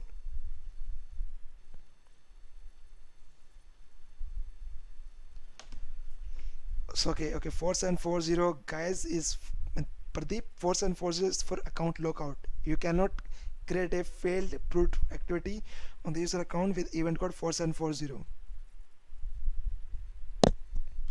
I think Samsher, my voice is good now. Is audible to everyone. Am I right? Okay. Now I will give with us those event code which we were struggling to know. Listen, in Windows there are different mechanism, there are different authentication protocol. Whenever you type username and passwords, Windows authenticate with the authentication protocol and provide as the either a failed is logged an activity either with a failed or successful. In Windows generally 4645, right? If I'm not wrong, 4625 event code generally used to trigger failed authentication. But this case in the corporate network where you have a active directory, your active directory using a Kerberos authentication protocol. This is the new upgraded protocol. Previously it was based on the NTLM, but now it is most of the active directories are using the authentication protocol Kerberos. Now the Kerberos authentication protocol, whenever you typing the credentials and it get failed, the event code is 4771. Please note 4771. In the Kerberos there are different phases. There are two servers, ticket granting server, authentication server, and they provide different tickets. Even you have been validated by the Kerberos server, they still verify your activity, still verify if you have the right access. So for example, the first phase 4771, when pre-authentication failed, Kerberos pre-authentication failed. After you provide the right informations, right credentials information, you still then you authenticate on a domain controller. Now you are in a domain, but further if you need to log into another server in a domain, you have to provide the credentials. Then that other event code generated 4768, 4769, 4776 is used for NTLM authentications. Now as someone mentioned about subtypes, now we will use subtypes. If subtypes is 0x0, that means you have login successfully. If subtypes other than 0x0, that means you fail to log in, you fail to validate the credentials.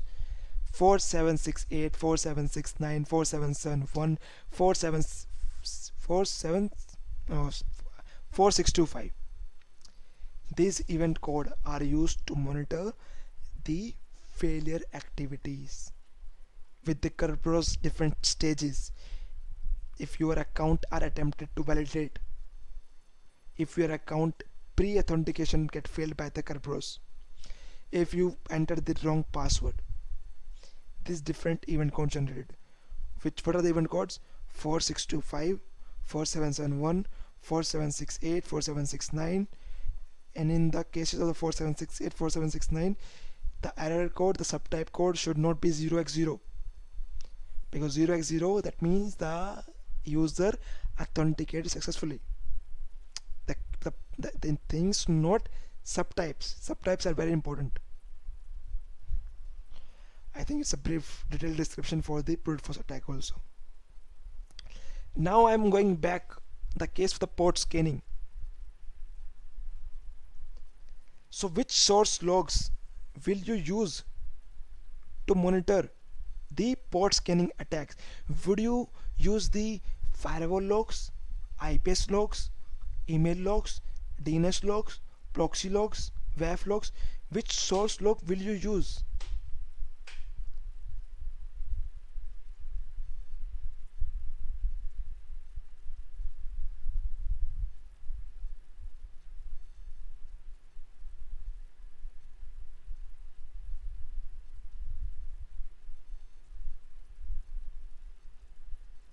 So guys, my voice is audible, right? The question changed to port scanning now. Now we will go to the SAM tool.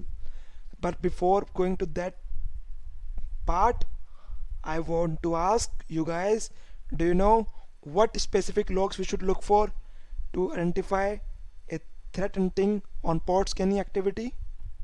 Do you know what is the log source we should use for? What are the conditions we should look for?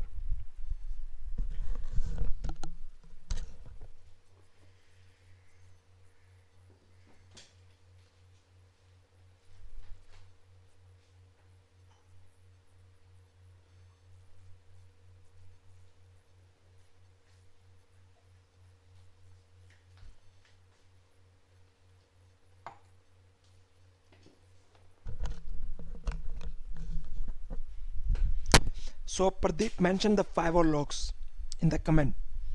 Naveen mentioned about the IDS IPS logs. David Raju mentioned about the firewall logs. Be specific, okay? We are not generating general topics like okay firewall logs. Now we got to know we will use the firewall logs. Okay, so you are right, guys. Pradeep, Naveen, Vikas, Raju, Dalveer. You guys provide the information like we should look for the firewall logs and the IPS IDS logs, right? Do you know, if I will give you the firewall generate different logs, connections, status, this IP address, you will get like millions, billions of traffic from the firewall. It will not generate a port scanning rule, like there is no specific rule will be fired by the firewall. But yes, IPS will generate a rule like port scanning detected by this attacker. But if I ask you to check the firewall logs and let me know if there is any port scanning activity observed, then what situation will you use to monitor? What logs you will look for?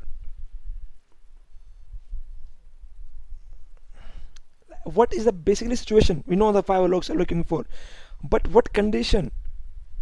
Do you know what is the condition to? If I will ask you to okay guys, just you get a job, you get a job of senior SOC analyst. Now I want you to create a rule with the firewall logs to detect the port scanning activity. So what cases, what situation will you drive?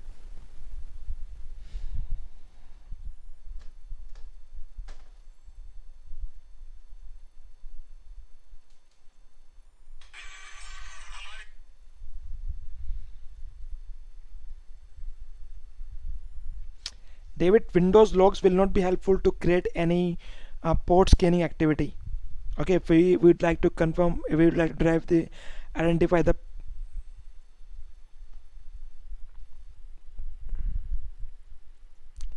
okay, so no one.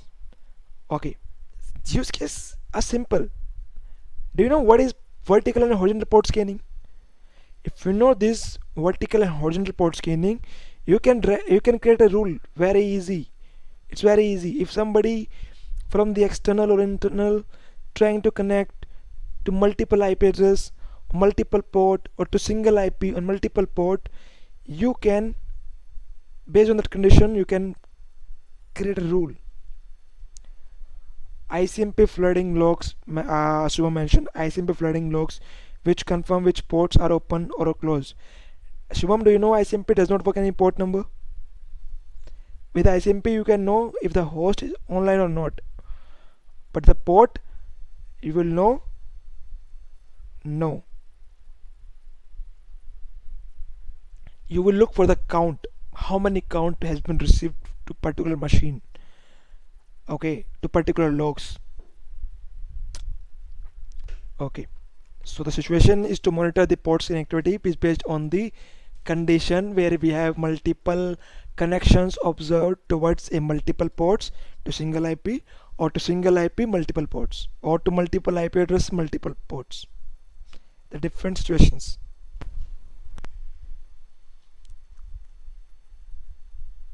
Now I'm coming to the next slide. So this is what SIM tool.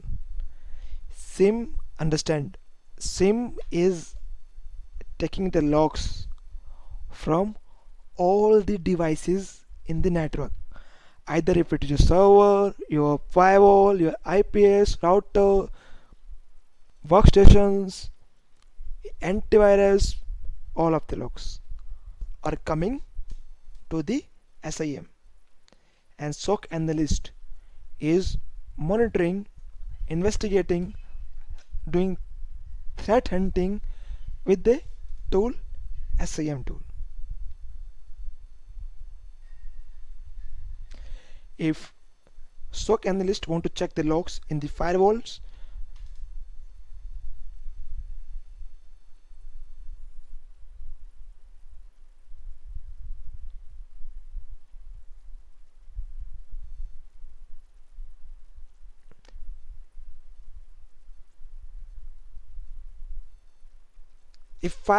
if SOC Analyst want to see the logs on the firewall, how would he check? He will check the Splunk, because the logs generating by the firewalls are coming to the SIM only, right? So we don't need to check the firewall logs. Previously, like when we don't have a SIM tools, the monitoring, to monitor we have to log into devices, but now we don't need to log into devices. SIM is a log management devices. Here we are managing the log sources from different data sources, like from servers, DNS, DHCP, web server, FTP server, web applications, firewall, IPS. All these devices sending logs to the SIM. Now you don't need to log into any device manually. You can just log into a single tool, Splunk, single tool SIM, and can check the logs. Great, easy, efficient.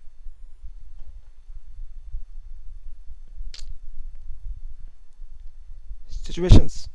Use case study for teenage zone transfer attack. In this situation, in this picture, we are seeing an activity from the hacker sending request on TCP protocol with DNS, TCP packet with DNS protocol. I think few people have know about this picture. We have more new pictures today. So now you are working as SOC Analyst. This is the DNS zone transfer attack. We can see attacker is coming inside.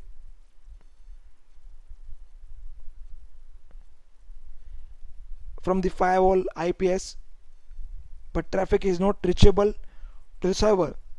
Now, being as a SOC Analyst, tell me in the comment, how can you stop this attacker to perform any attack? How can you stop this? And what are the gaps you can observe from this picture? I need your observation for a particular on this picture. What do you think? How we can stop this attacker on any other attacker who performing the same kind of attack? Provide your observation on the comment. I will go through the uh, your comment and will help you to know what other we can add in the remediation steps. So we need the remediation steps now, or you can provide your input, what you are looking for when you look at the image, what you are seeing, what is going on, how we can stop this. Just start providing your input.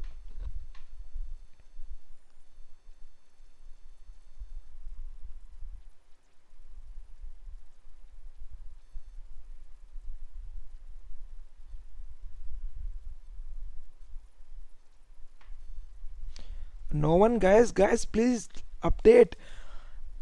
Check the traffic is coming from the outside. Hacker sending some TNS TCP packet reaching to the firewall, then IPS, then switch.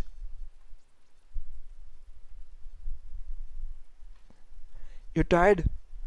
Just guys, you don't be tired. You are a SOC analyst. You are protecting the company from unauthorized hackers.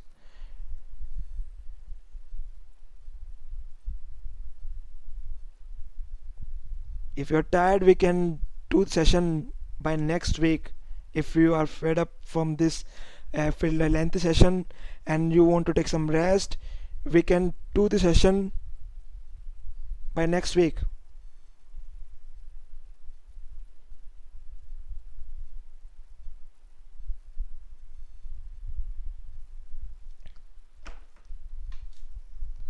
Okay, so now we got some comment.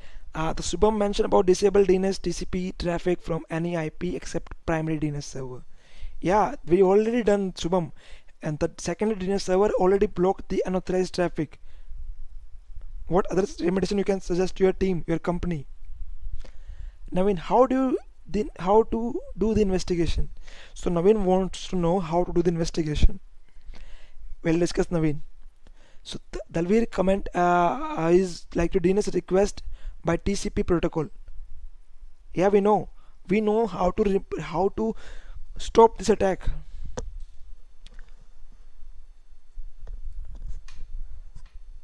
Okay, so who Pradeep mentioned I can't able to see the picture, clear picture. So Pradeep, understand the black arrows showing the malicious traffic, right? The dotted dashed arrow in green showing a legitimate traffic. So now if you will follow the black arrows, you will see the traffic is coming from the outside, from the internet, and hacker sending a traffic DNS TCP packet from the internet. Traffic reaches to the firewall, traffic allowed that packet. Traffic reaches to the IPS allowed the traffic. Traffic reaches to the switch forward the packet to the designated recipient target, which is the secondary DNS server. So we have primary DNS server and secondary DNS server. Second DNS server, the request from the external IP address blocked. DNS server don't accept any unauthorized request. But we can see another DNS TCP request from the primary DNS server has been accepted already by the secondary DNS server. You should know DNS zone transfer activity done by the DNS protocol with DNS packet with TCP protocol. To perform a DNS zone transfer activity, it performed with the help of TCP protocol for DNS packet.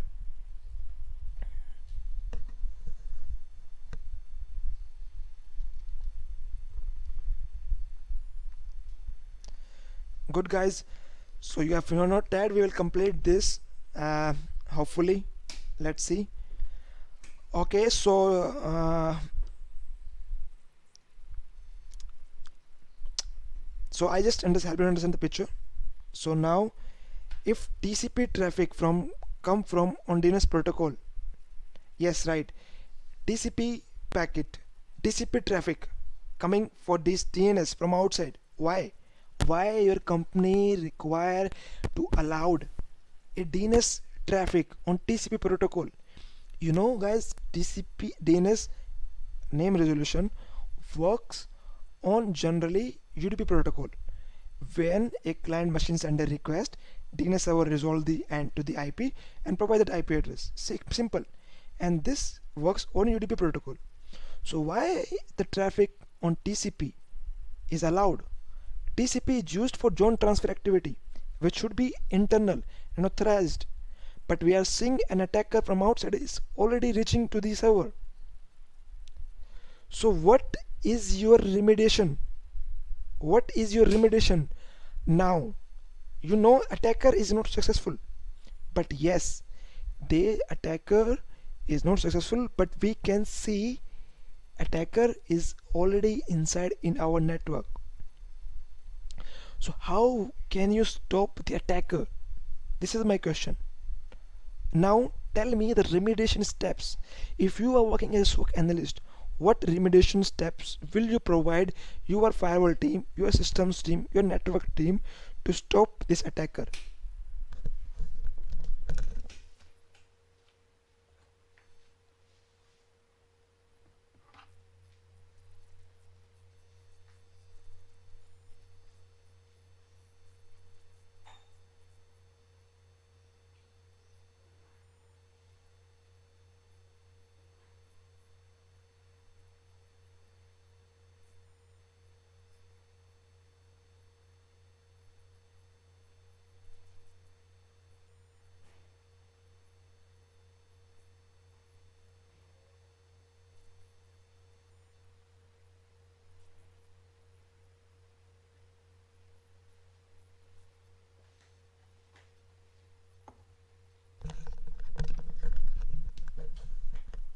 Okay, so now we got a comment from Naveen. We need to allow only 53 port to open. 53 is open, but there's no requirement I think to allow TCP packet. You know, in network, whenever any packet sent, the packet sent either with TCP or UDP protocol. But why your company required to allow TCP request from DNS protocol? TCP is not used by DNS generally. UDP is the most UDP protocol with DNS is used for the DNS is used for resolution. TCP is used for DNS zone transfer activity. Pradeep mentioned, can you block the IP address? Right. So this is the one remediation. We can block the IP address of this attacker on the firewall. But blocking the IP address, do you think if no one will come, no other IP address will come? Is it a permanent solution? No. 53. Okay. So Naveen mentioned allow only IP address of secondary end of the DNS server. Right. Secondary DNS server already has been configured to allow or to perform zone transfer activity which authorized IP address. We are doing this. So yeah, Sundarya mentioned a comment, and this is the remediation I was looking for from you guys. Change the firewall rule to block outside TCP traffic. But he made a mistake. TCP traffic. You didn't mention the port. To be very specific, you have to provide the recommendations to your team. If you will ask your team, your firewall team, to block TCP packet, TCP traffic, they'll block everything. We should not block TCP packet. We should block TCP DNS packet on port 53. To be very specific when we're providing the recommendations.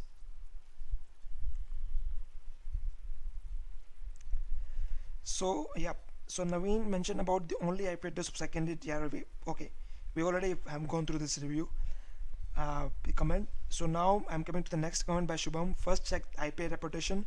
If it is bad, then block the IP at parameter. Second, review IP signature which unable to respond. Yes, Shubham provided the right remediations. Block the IP if the IP address is a bad reputation, and check the why this IPS failed to detect the attack. Okay, Pradeep mentioned block the sender address. We will block sender address and the hash value of the malware attachment in the AV.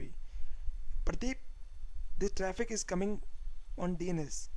It does not have an attachment, but yes, we can block the IP address. Okay, so Naveen mentioned block communication for TCP protocol on port 53 firewall from outside.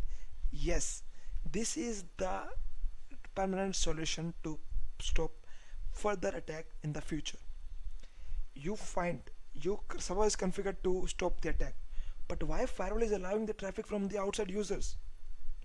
Firewall should not allow any TCP DNS request from the outside until and unless if there is a business requirement. If we place the rule, we can block DNS zone transfer attack from all the attackers.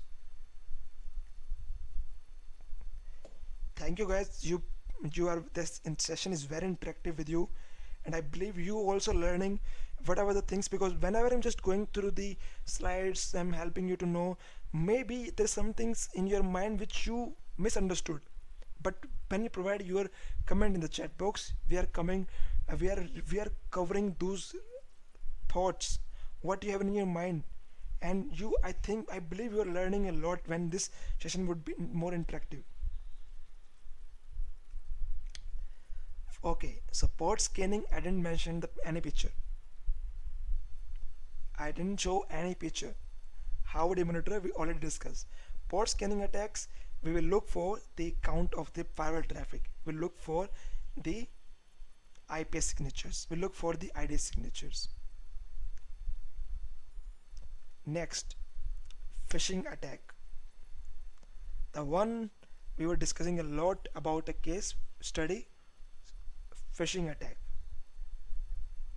If the picture is not clear to you guys, I will help you to flow the traffic, to know what is the traffic flow in this picture, so you will get to know. So in this picture we have two things. First is DMZ, stands for demilitarized zone. Second is the user LAN network, where all users and servers for managing the IP address are there.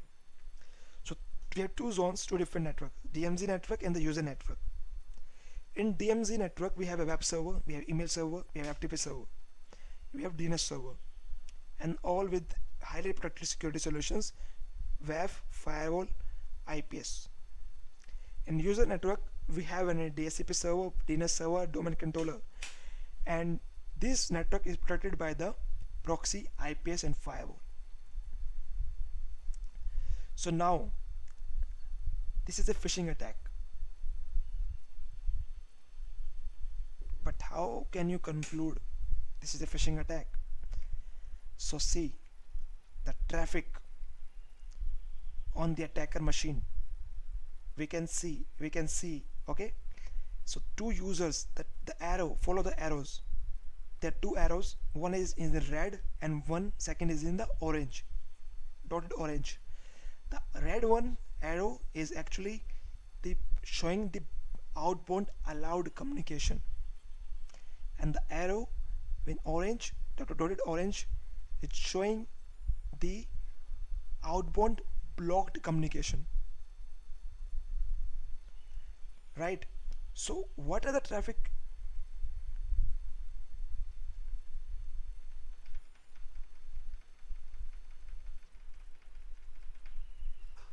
So what are the traffics? Why traffic is allowed? Why traffic is blocked?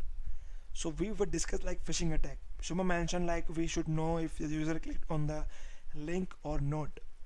If user clicked on the link on the URL, machine will send a DNS request, a traffic. How would you know that? You can know by checking the logs on the proxy server, by checking the DNS logs. So you can see the IPS has already blocked. Okay, IPS has already blocked the communication.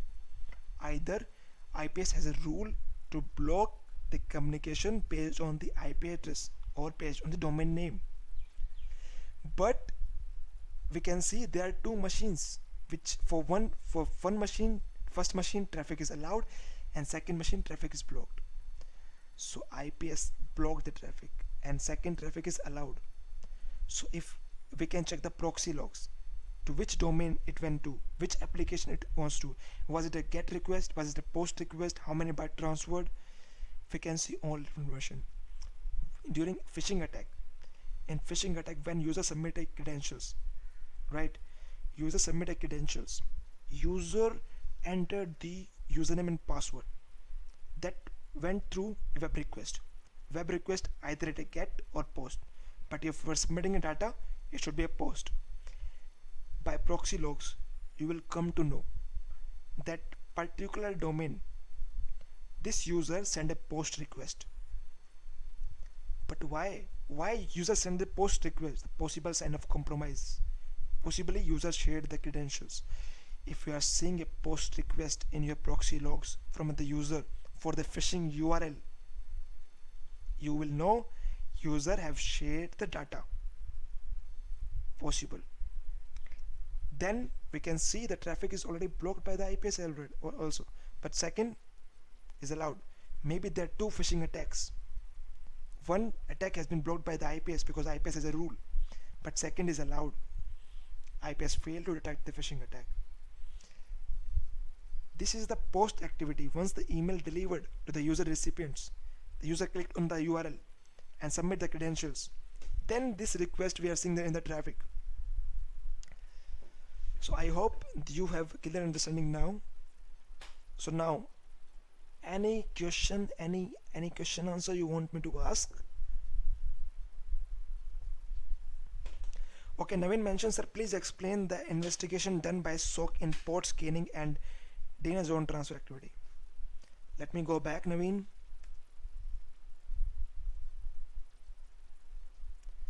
For DNS zone transfer attack, DNS zone transfer attack, we should know who is the attacker first.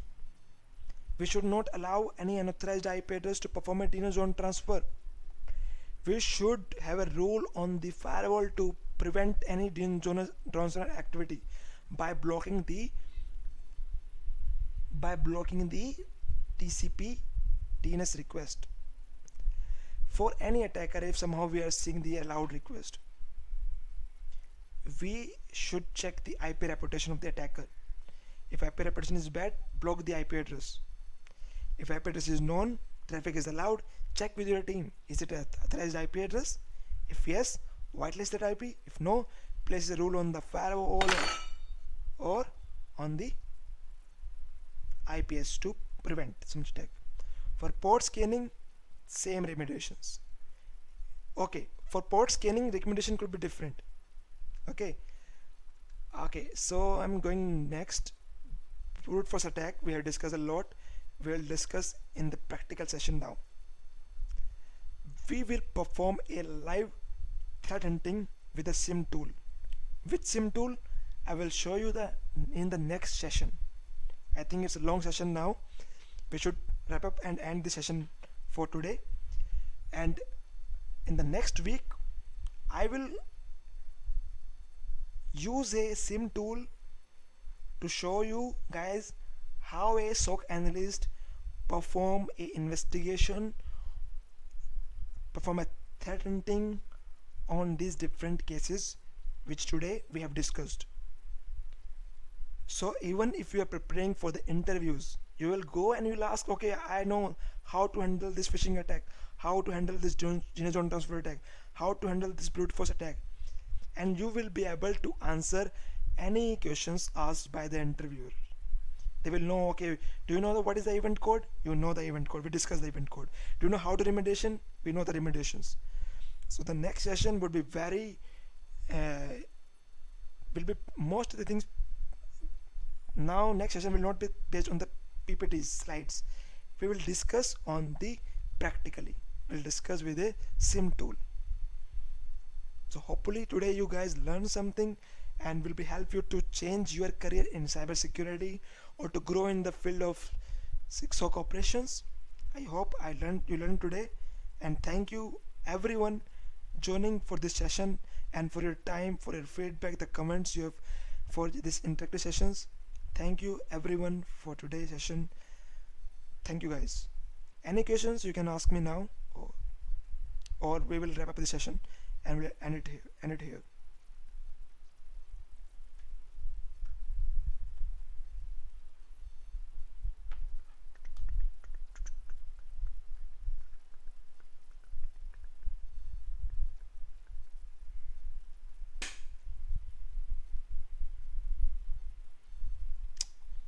Okay, so Tanmaya mentioned a comment. He mentioned a comment about the IP address means private IP address or public IP address attacker. So guys who are new in networking and security, there are two types of IP address: public IP address and private IP address. If private IP address is doing any threat activity, that means that IP address is internal. Public IP address, that means the IP address belong to external network. If private IP address doing any activity, malicious activity, we should verify and note down. We will not block any private IP address. Blocking a private IP address on the firewall security solution can be a loss of a business. If IP address belongs to internal, we will identify the device to which it belongs to, and we will follow the incident response plan for the remediation, because the machine possibly compromised, and to compromised machine we have different response plans and SOC operations. And if public IP address is there and the reputation is bad, and we can see the reputation is highly malicious, activity is bad, lot of signatures on the IPS, we will go and block the IP address. But you should not block any private IP address. You should know the root cause, why it is infecting, why it is misbehaving. So Naveen mention a comment for port scanning and for DNS zone transfer. As we as SOC only check the IP reputation, can I know what other things can be done? Yes, no. Yes was for you can know, and no was for the only step to blocking the IP address is not enough. DNS zone transfer is happen because we are allowing the external IP address to send traffic on port 53 with TCP protocol. To prevent the communication, we have a rule on a firewall to block all the communications on TCP port 53. Most of the things will get stopped, but in some case if your company have external DNS server, you can't block that request, then you have to monitor. Or on the server, on the DNS server, you should configure DNS server to allow DNS zone transfer activity only with authorized IP address, as we had did in our case in port scanning activity. You should have for DNS zone transfer you should have a rule on the firewall, you should have a rule on the IPS, you should configure your server, and you keep monitoring the activities on the with the help of the firewall logs, security alerts. If anything malicious observed, investigate. What investigation? Check the IP reputation, go for blocking the IP address, reputation is bad, check for other security alerts triggered. That is a part of the SOC operations. Okay, we will not going that deep.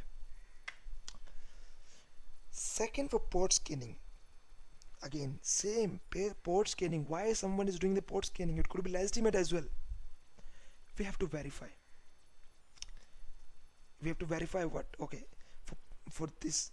The SOC analyst steps are different. As I mentioned, SOC analyst is different. We discussed a lot of things about the remediations, and I think it's enough for the understanding about the threat hunting activity. We know, right? Okay guys, cool. Thank you for this session, for your time. Okay, so we got a new comment from Tanmaya. No, my question is, every router having a public IP. If you block one public IP, then attacker able to use another router IP for the attack.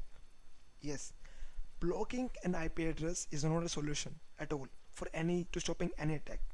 Okay, you in working in a SOC operations, we have to perform a threat hunting to identify the root cause, like why somebody was successful to do an attack.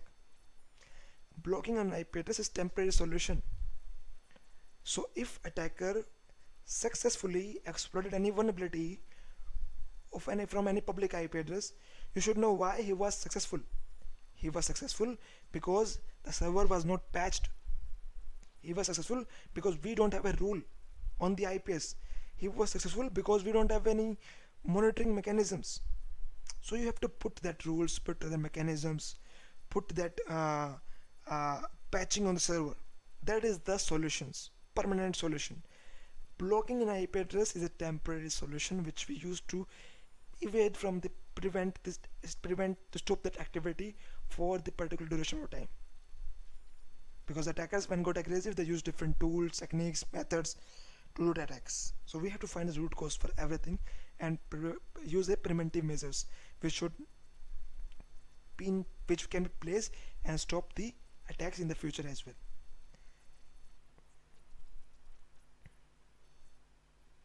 I hope you have answered you well, Tanmay, and thank you guys again for the time, and hopefully by next week I will show you the practical to do hunting activity for the use case we have discussed today.